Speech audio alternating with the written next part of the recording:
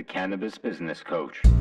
Hi, Mike Z here, author of the Cannabis Business Book, and you're listening to the Cannabis Business Coach podcast, where I chat with and coach the highest performing entrepreneurs in the cannabis industry.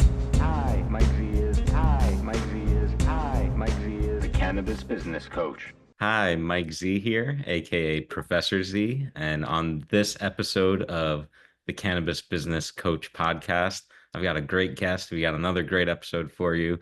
We've got Sasha Nutgent from Housing Works Cannabis Co., and which, if you don't know, was the first adult use dispensary to open in all of New York State. I was around the block waiting in that long line that went not just around one side of the block, but around four sides of the block. It was crazy. It was epic. So Sasha, welcome. Thank you for being here. And if you don't mind, can you just introduce yourself and tell our viewers and listeners about you? Sure, and thank you so much for having me. My name is Sasha Nugent. I am the Vice President of Cannabis Retail for Housing Works Cannabis Co. And it's been an honor to be in this industry and to help lead the way in the cannabis industry for New York. Awesome. Well, thank you.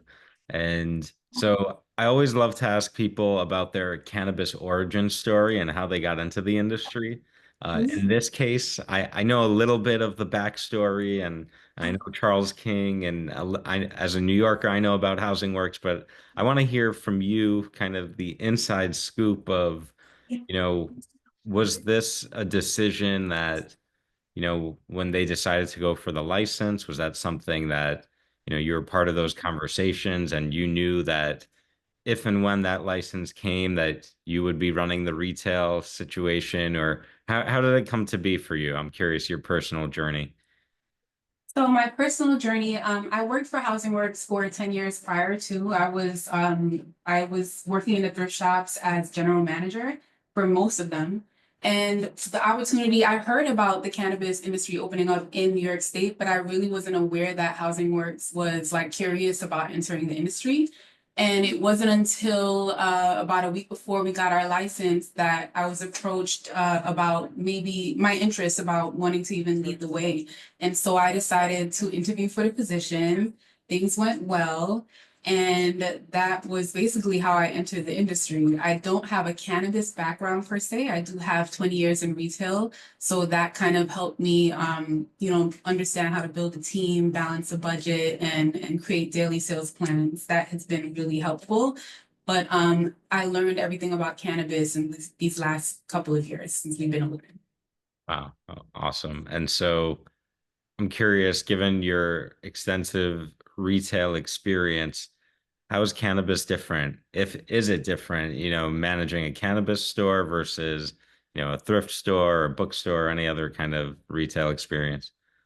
So cannabis is very similar to standard retail as far as, inventory control and making sure that, your e-com is up to date and great customer service. It is slightly different from the thrifts. Thrifts, we have inventory that just comes to us as donations. So we don't have to track it so meticulously. It's a different process. But this is just like working in a big box retailer where we have controls as far as inventory counts and inventory accuracy. There is a difference because we do have to report to the state because it is a controlled substance. But other than that, it's like operating a general retail business. Interesting. Okay, so not too different.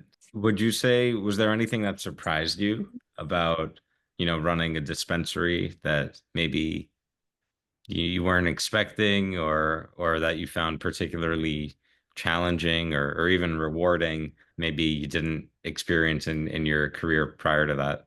Because we were the first to launch in New York, I think what surprised me was the volume of people who wanted to make a purchase in the first couple of months. I was stunned.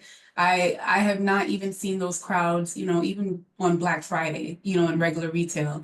This was something that I definitely didn't see. We saw over 1,000 people a day in our first couple of months that we were open. And it was a little overwhelming, but it was also fulfilling because we got to really build our following and build our loyalty by being the first to launch. So yeah, that's what surprised me. That's what fulfilled me. And then also the opportunity to learn and grow with the staff that we employed. That was really important to me in it as well.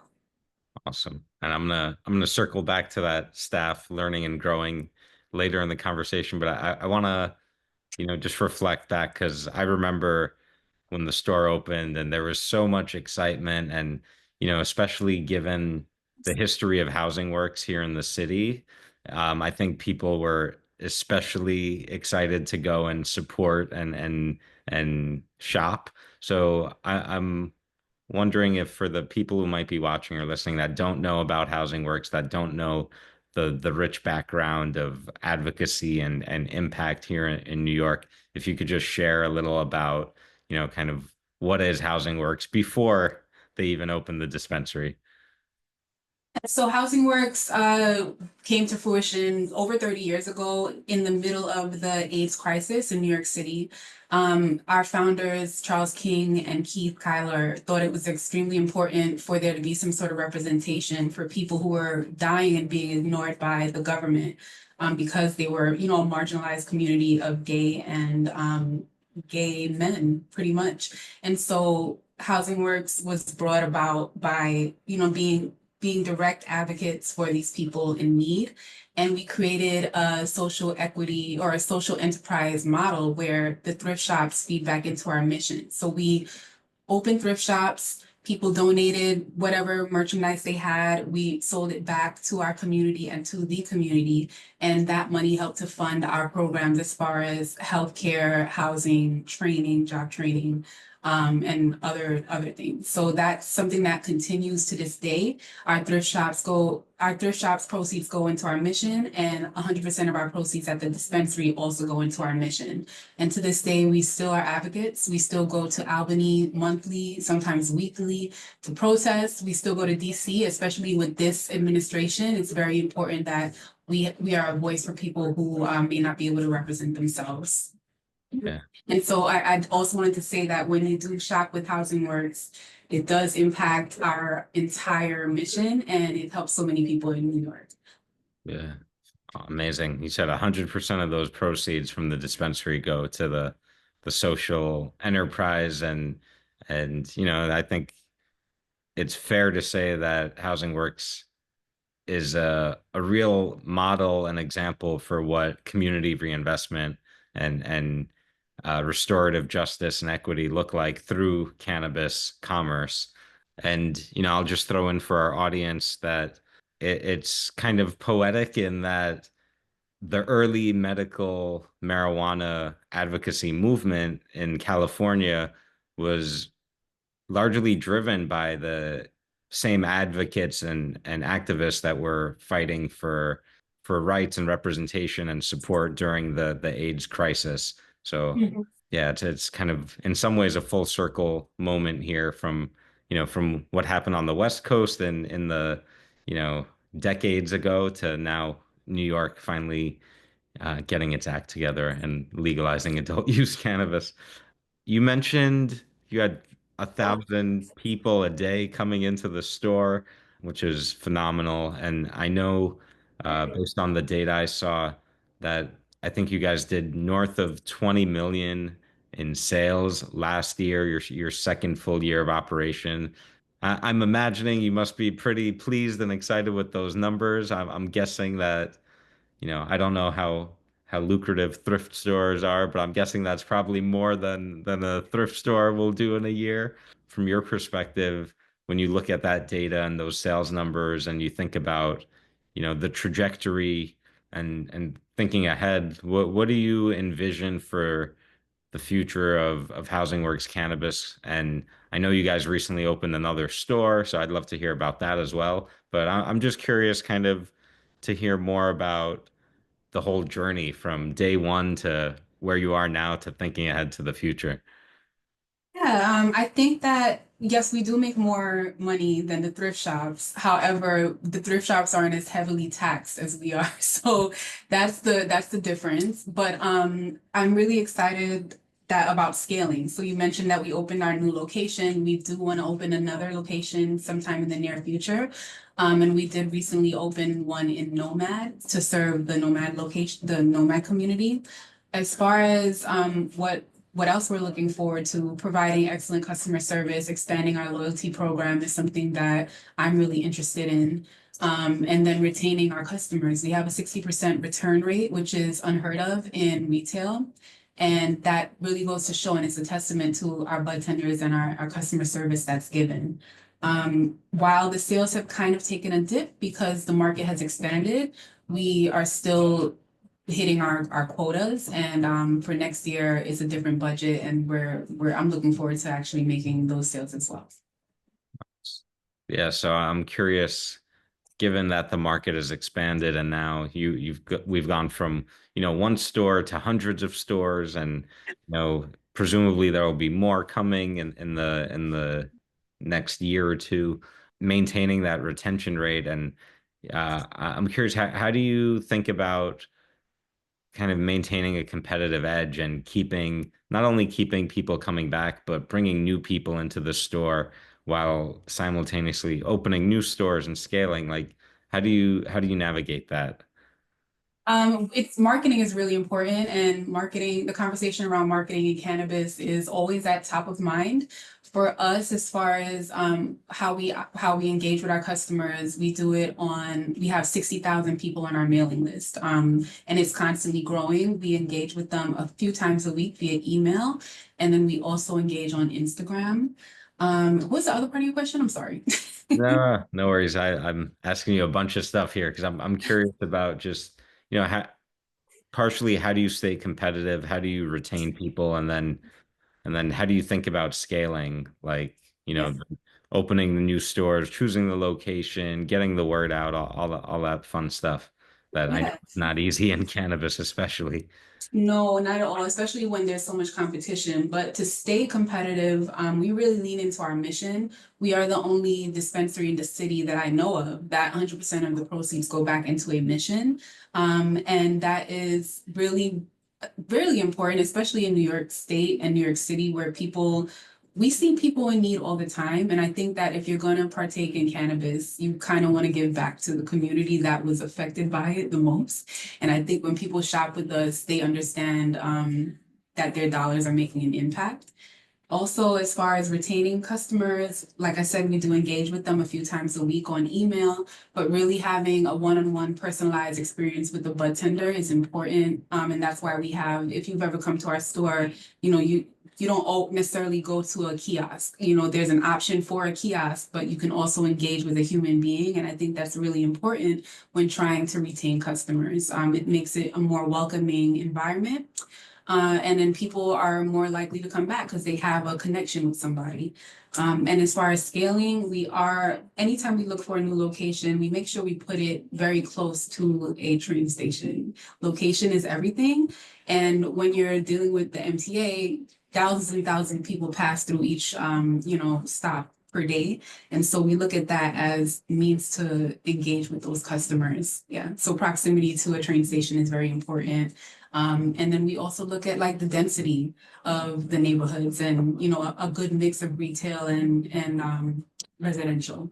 So yeah, it makes sense. Location, location, location. So I want to ask you about, you attributed a lot of the success to the bud tenders and their, customer service and ability to connect with shoppers. And, I'm curious, given that you said cannabis was kind of new for you and you were, learning these last couple of years. And, so how do you manage, making sure that your staff is on point and educated and knows kind of how to assist customers in a good way while you yourself were learning the industry and the products and all this stuff. So I'm curious kind of if you could share like what that was like getting the staff trained and especially dealing with so many people, especially those first few months. Like that's a lot of conversations to be having. That's a lot of support to be offering. That's not an easy task. So I'm curious kind of if you could speak to that process a bit. Yeah, when I look for a candidate, because I built the team from the ground up, before I had like the management team, I always look for people who have retail experience or some sort of customer service experience first. And the cannabis experience is secondary because that's something that we provide training for that's required by the OCM. They require cannabis training from like the history of the plant to how to suggest to how to, that's a requirement. But once somebody has that retail background and customer service background, it makes them a great candidate because they know how to engage with customers. As I said in the beginning, cannabis industry is very similar to retail and it's all about customer service. So you can be the most educated person on cannabis flower and you have a passion for growing and you have a passion for it, but at the same time, you might not have like that customer service experience or you might not be that engaging with people, and that's a very important detail when you're working in front of house. However, when you're working in back of house, we have different sections here. Back of house and inventory don't necessarily need to have too much customer experience because they're not customer facing, but they do have to have attention to detail. So I'm looking for people who have inventory experience and some sort of retail experience as well. But yeah, that's how I built the team, and that's how I've let my management team select who is a part of our program. We also get a lot of interns from the CREATE program, which is a cannabis reentry program with the Mayor's Office of Criminal Justice in conjunction with Housing Works. So we have people who are justice involved and they get hands-on training in all areas of our dispensary. And that way they're prepared to work in the cannabis industry. So that is also something I'm really proud of and something that we've been working on at Housing Works. Wow, that's phenomenal. I love to hear that where cannabis is a gateway for people to re-enter society and have a good stable career that, ideally is something they're passionate about or something that they could feel good about helping people. So that's awesome. For some of our listeners who might not have that traditional retail background and don't know some of the kind of like the standard metrics or like some of the key indicators that you'd be looking for, regardless of what you're selling and like how to put together an assortment plan and like sell-throughs and all this kind of stuff. I'm curious if you could speak to, some of those things just high level and how that works practically at a cannabis dispensary. And then let me pause. I'll ask you my part two after. I don't want to throw too much at you. So basically, you're asking about like for people who don't have the retail background about how they can get into the industry. Is that? Well, so I'm kind of asking for like a little bit of the behind the scenes of Mhm. like you have almost 1,000 SKUs that you're offering at the Yeah. store. So I'm like just imagining and I just want to share with the people who might have never worked in retail and maybe are just shoppers or just curious like how does it actually work to how are you choosing what to stock? What's the Yeah. merchandising strategy? Like, how are you approaching these things? Just give obviously I don't want you to tell us the secret sauce or anything, but just from a high level, like how you and your team approach that. Yeah, so we have a director of procurement here. His name is Jesse, and all purchasing goes through him. So the brands will come in, present a product, and that product we take and give directly to our bud tenders so they can sample the product and give us their honest feedback. We actually have a form that they submit to us with like effect, flavor, how it made you feel, how it burned. And from that data, we make a decision on purchasing because we want to make sure we're offering the customers the best quality that we can. And also we offer, anywhere from a lower budget to extremely high budget. So there's something for everybody on our menu, and that was really important for us when we curated a menu. Yeah, that's how we And do it. nice. And quick follow up to that, is it and again, you could be vague here. If I don't want you to reveal anything you don't want to reveal. But is there like a standard process where it's like, okay, if there's something new we want to try, we'll take a minimum, we'll see how it goes, and then we'll come back to it, or is it like if we love something, we don't mind going big first order or whatever? Or is it like, I guess I'm curious if it's like a standard operating procedure or if it's kind of case by case, or I'm just curious how y'all approach that. SOPs are everything. We do make it a point to not over purchase. And if you're looking to get into the industry, I would make it, part of your standard operating procedure to not go crazy with your first orders.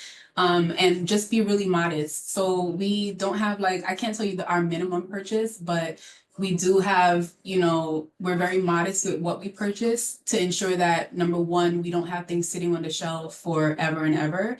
And number two, we're not overspending on our purchasing budget, our cost of goods budget. So yeah, my advice to anybody looking to enter the industry is to just be modest with your first purchases because you don't know, you may like the product, your bud tenders may love the product, but the customer, you don't know their reaction until they purchase and come back to purchase more.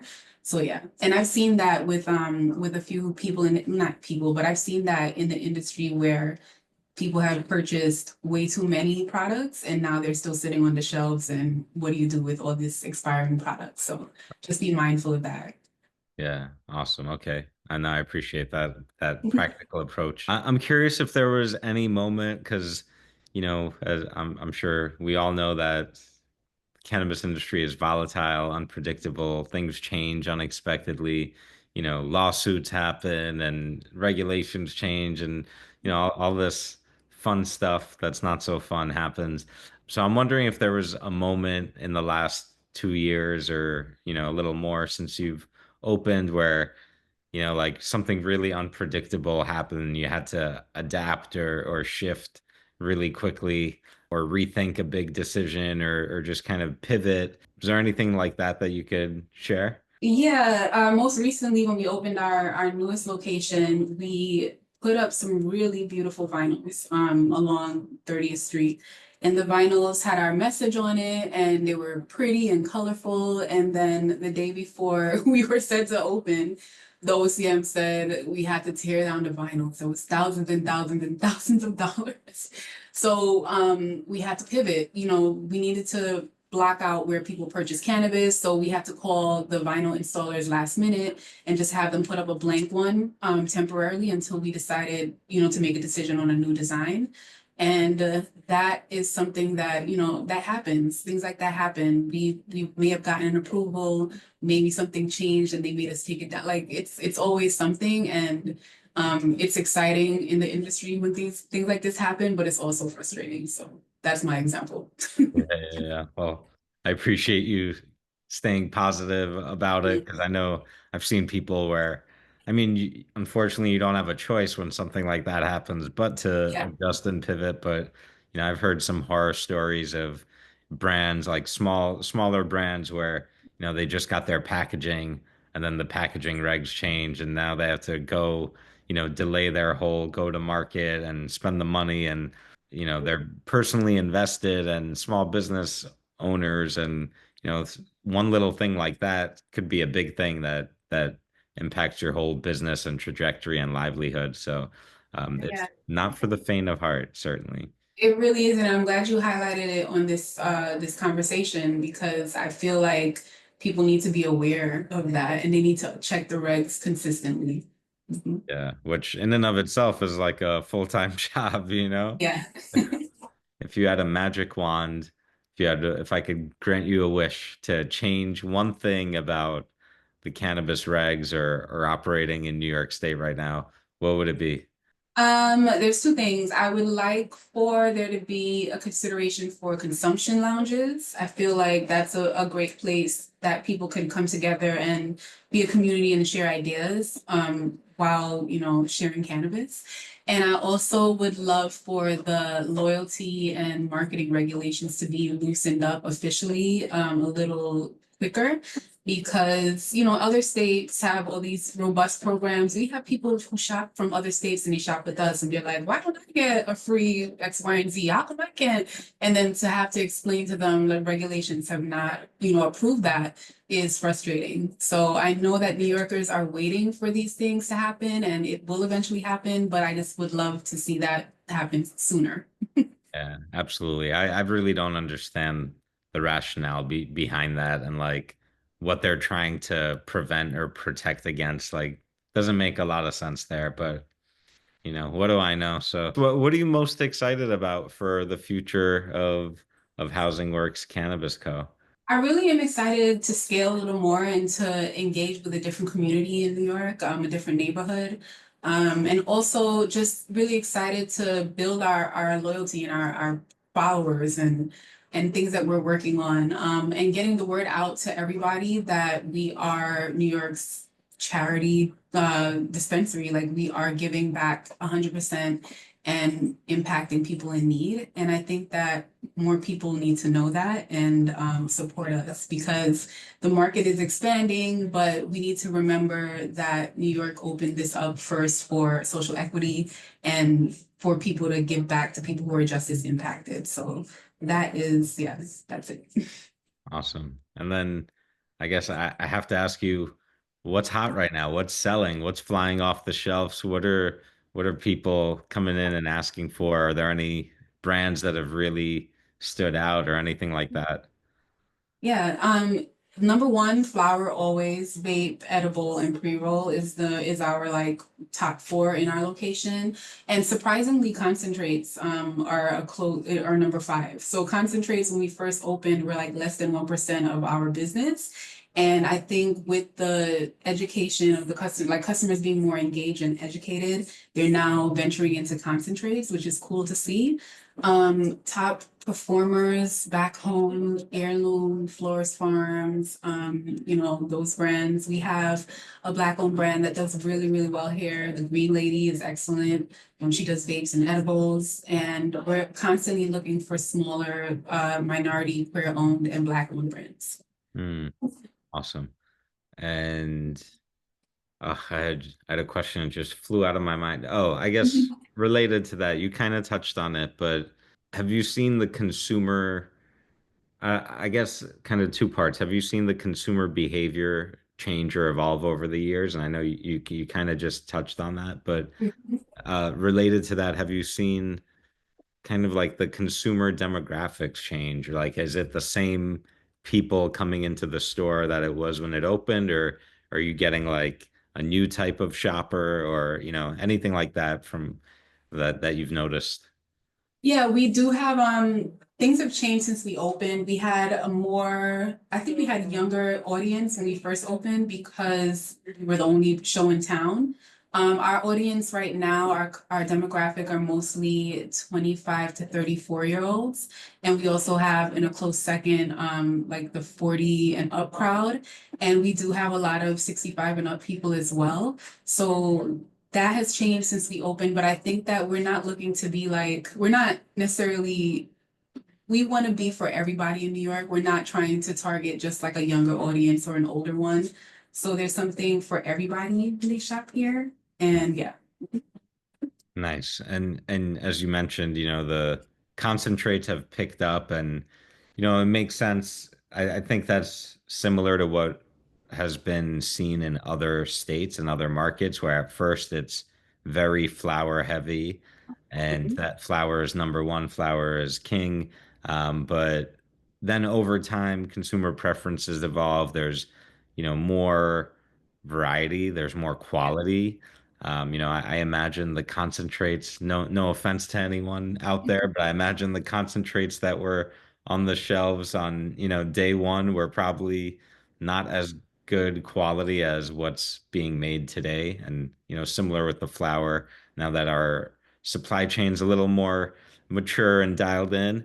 But also, those just thinking out loud, the shoppers who are probably going to the store were probably people who are not buying concentrates from, in the legacy market anyway. Whereas Yeah. those people who are, buying concentrates and consuming concentrates probably were very happy with, whatever they're getting Yeah. elsewhere. So it kind of makes sense. It'll be interesting to see what those numbers look like 2 years from now, where, maybe I suspect like, beverages and edibles are just going to keep rising. I think that's what we've seen in other markets where, people people kind of decide, oh, you know what, like maybe smoking and vaping isn't so great for me, and I should eat my cannabis. Uh, Yeah. but so I wonder, and again, as we see more brands and products, and I'm sure New Yorkers will continue to innovate. And you know, I was just thinking about how we have a lot of sweets and gummies and all that kind of stuff. We don't have a ton of the savory edibles yet, but I'm sure that we'll have more of that. Excited for those. I don't really have a sweet tooth. I'm more like savory and chips and stuff like that. So I'm excited to to see what they come up with. Yeah, it's I'm sure we'll have some great stuff. Mhm. But again, it's kind of from what I've seen, there's a somewhat similar trajectory with a new market where, we start with kind of the basics, not to discount it all because I love flour. Nothing wrong with some old school flour, but as people get more access and more education and experience, they naturally start to explore and oh, tincture, oh, Mhm. whatever other form factors. Um, yeah. So let me ask you maybe one last question here, and I'm curious about, and again, this will be for the business owners or the people working in the industry, or maybe some of the micro brands that are gonna start coming up in the next year or two. Um, when when a brand comes to you and tries to get some shelf space, tries to get, into that assortment plan, let's to talk to me a little about just like I guess like the foundational, fundamental professionalism type things of just, you know, trying to build that relationship with your procurement team, and aside from just having quality product, but talk to me a little about just like showing up in the right way and being able to present your brand and your business as someone who's reliable and professional, because I think sometimes people forget that that's like such an important piece of the puzzle. So talk to me a little about that, of like maybe some do's and don'ts, or some things that you've seen that have been like instant, like, no, we're not gonna, even if you have the best product, we're not messing with you because, whatever. So, yeah. Uh, Do's and don'ts. So I would say do reach out to our director of procurement. You can inquire at budmaster@hwcannabis.co and set up a formal interview. I mean, sorry, a formal meeting. Don't just come unannounced. We're busy. We're all working on projects, and sometimes when you come unannounced, it kind of throws everything off track. But definitely schedule something with the buyer and make sure you bring your A game and be ready for a really good conversation. And really do your research on whoever it is you're presenting to. So if you're coming to Housing Works, understand that we are a nonprofit, understand our ethos, and make sure that we align. And yeah, those are my like suggestions. Got it. Awesome. And then I guess one last question. I might have another one too, so sorry. But is there um any advice you would offer to someone who's looking to either transition into the industry, whether it's just, working in the industry and trying to build a cannabis career, or someone even who's looking to start their own business in the industry? Any advice you would offer from your experience kind of pivoting into cannabis now?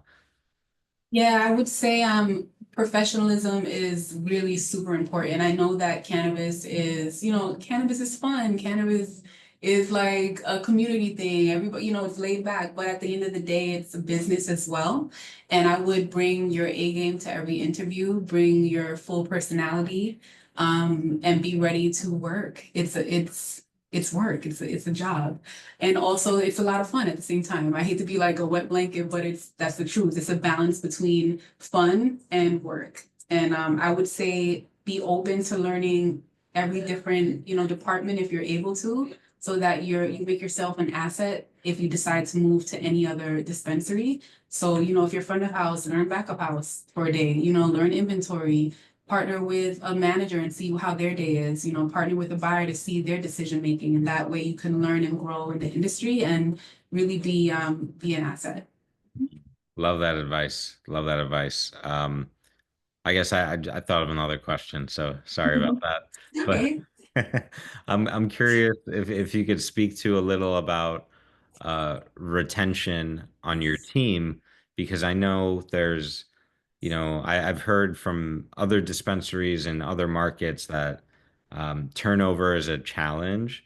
Mhm. And, you get a bud tender, they do great. Maybe they get trained, they get some experience, and then they want to move on or move up or go elsewhere. I'm curious if that's been your experience, or if things have been, has that been a challenge for you at all, or not really? We were when we opened, we had a consultant who let us know that bud tenders have the highest turnover in the industry. And that's something that we were prepared for. Thankfully, in our first year and a half, we retained 100% of our staff. It wasn't until the market really started to expand that we had people, leave, and it's not something that we weren't prepared for, and it's something that we totally understand. You're given an opportunity to take a position in the cannabis industry, an entry level position, and we hope that Housing Works gives experience for you to grow within the industry, like I was saying before. So I look at it as, Housing Works could be the hub where you learn and grow and develop a relationship within the community and give back. And then if there's an opportunity to grow elsewhere, we can. And there's no offense taken to it. It is a part of the industry. It is a part of retail in general. And yeah, yeah. Awesome. I love that. So you knew, going into it, you did your homework, you knew that, hey, this is just the reality of the marketplace. And so we're not going to fight it. We're going to do what we can, but ultimately just be prepared, because it's not a if, it's a when. And Yeah. so and I think you're absolutely right that, great. Like, we want to see our people go and get bigger, better opportunities. And ultimately, I'm a big believer, if you treat people right, there you maintain those relationships, it's going to come back to you in a good way, even if they're not part of your team formally, they're kind of part of your team, maybe spiritually, I don't know, whatever. Was just gonna say, like, as long as you are having a positive relationship with your employees, you should be fine, and it should be a fulfilling, thing to see them grow in the industry. I love to see and hear, somebody started as a bud tender and now they're managing a dispensary. We have somebody who started as a bud tender here and now they're my manager. Like, they're one of my managers. This is an opportunity that we are happy to provide to people, and we love to see them grow. Absolutely. That's how I feel about my students when I see them get internships and jobs, and I'm like, whoa, like, you're doing it, and it's a beautiful feeling. Um, so Sasha, before I let you go, I just want to ask, is there anything we didn't cover, or anything you'd like to share that, you think the cannabis community needs more awareness of, or something a message that needs to get out there? I just want to give you kind of open space to share whatever you wish. I think that we need to rely on each other and not compete with each other as far as like dispensaries go, and really learn from each other, from our mistakes, from our successes. And I think that people should also understand our mission. I want to bring it back to our mission, where 100% of our proceeds do go back into helping people find housing, job training, and healthcare, and that is a cornerstone of our business. And so, yeah, that's what I want to say. Awesome. Thank you. And I will just echo that, I think that's, for me, that's the, pardon the cheesy pun, the nature of cannabis in general, which is to uplift people, to give people opportunities to heal and repair. And, you're going to be hard pressed to find a dispensary anywhere in the world, forget the city or the state, anywhere in the world that's putting their money where their mouth is and actually reinvesting in the community and helping people find, prosperity, stability, and all those beautiful things that cannabis gives us. in the way that Housing Works is doing. So kudos to you and the whole team. Sasha, thank you for being here. And just one last time, where can people go to find out, tell us the website, the socials, get on that newsletter, beautiful newsletter, by the way. I get those emails. So yeah, tell us where we can connect with Housing Works. So our website is hwcannabis.co. And from there, we have blogs and we have access to other websites. And then our Instagram is at hw.cco. Just our main page got shut down. So I know our follower count is a little womp, but please follow us and support us. Yeah. Awesome. Sasha, thank you so much. Pleasure speaking with you, and all the best to you and the whole Housing Works Cannabis team. Thank you for having me. Have a good one. My pleasure. Thank you. Hi, Mike Z is. Hi, Mike Z is. Hi, Mike Z is. The Cannabis Business Coach. Hi, Mike Z is. Hi, Mike Z is. Hi, Mike Z is. The Cannabis Business Coach.